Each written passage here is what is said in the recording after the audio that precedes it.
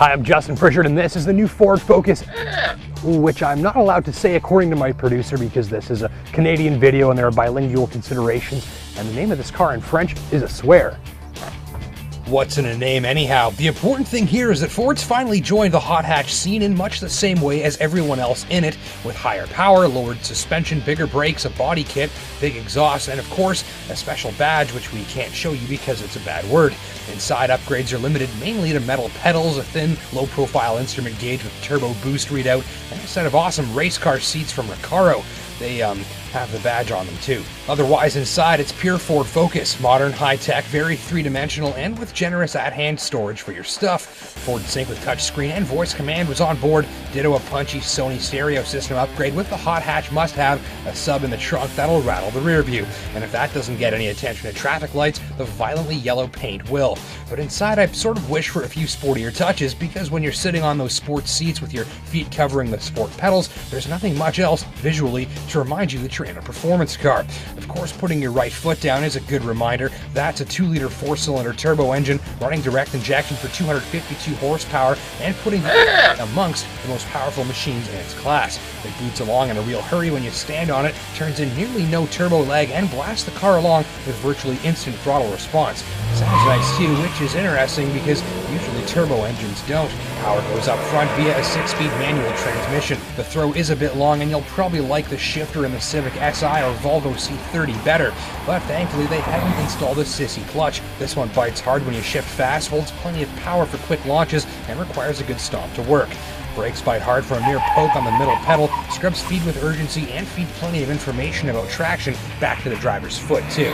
There's even a specially calibrated version of Ford's neato-sounding control blade suspension, which lets separate components handle lateral and vertical wheel forces. This results in a lower center of gravity, better ride quality, reduced noise and weight, and it virtually eliminates the tendency of the car to dive under braking, adding stability.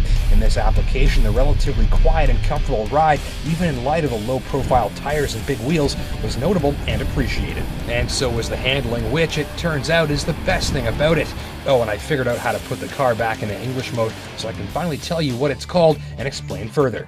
So folks, meet the Ford Focus ST, and the most entertaining front-wheel drive car I've ever driven.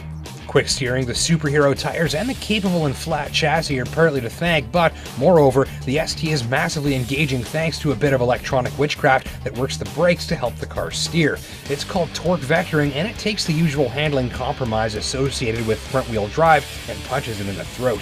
So plain English, you're hogging on it around a corner a little bit. Here's the Focus ST. You're going around the bend. You've got inside wheel braking here and here. So as you're turning, that helps to point the front in, but also get the tail out a little bit. And when it does that, it puts a little bit of braking on the outside rear wheel in the corner, and that helps to sustain the drift and make it stable. So long story short, using the brakes, you've got a front-wheel drive car that likes to drift. Really, the ST is a massive amount of rotating, twisting, fun to drive hard, and it's a bad influence. There's even a sport mode that tells the stability control system to lighten up a little when you're misbehaving. Oh, and when you're not participating in acts of rambunctious hooliganism, it's easygoing to drive, has decent cargo space, and is pretty good on gas too. My only complaint was the turning circle, which is ridiculously big for a small car.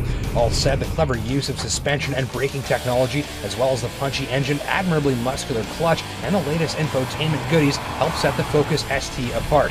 Give it a test drive along with the GTI, Mini Cooper S, C30 Turbo, Mazda Speed 3, and WRX from Subaru. Thanks for watching.